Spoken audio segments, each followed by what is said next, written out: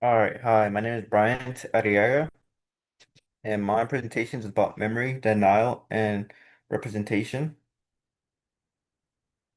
Today, compare two genocides that many people know less about, the Armenian genocide and the Herero and Nama genocide. The Armenian both occurred before or during the early 20th century and demonstrate how governments use violence, discrimination, and forced displacement to destroy entire populations.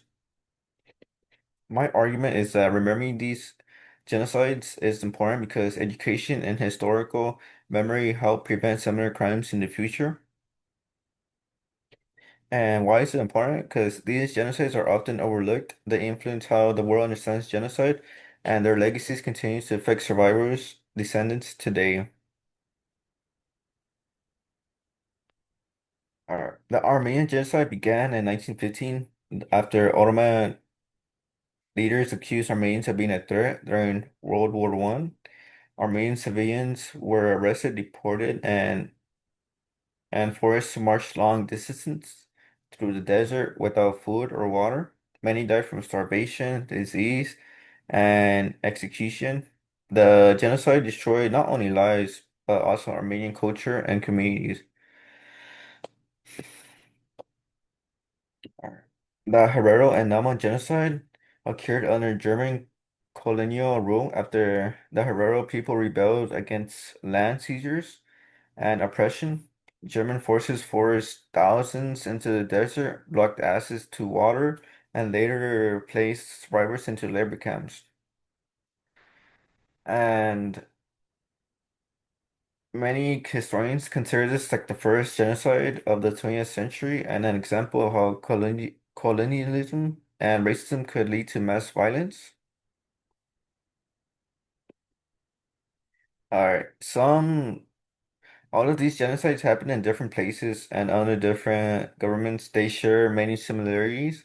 In both cases, authorities portrayed minority groups and ops as obstacles or threats that use force, displacement, starvation, and violence to destroy them.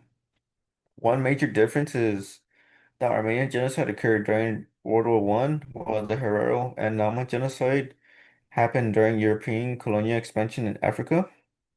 And another difference is like the Armenian genocide, around 1 million to 1.5 million deaths occurred.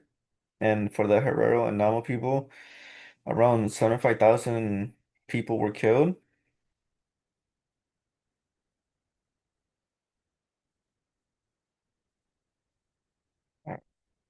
Why these genocides matter today? These genocides connect directly to class because they show many of the warning signs that we discussed, including discrimination, dehumanization, and state-sponsored violence. They also demonstrate why representation through museums, education, and historical research is so important. Remembering these events honors the victims while helping future generations recognize the dangers of hatred and intolerance. And here are some of the things we have discussed in class and some things I added. And I also forgot films can also be a good memory and representation if used correctly.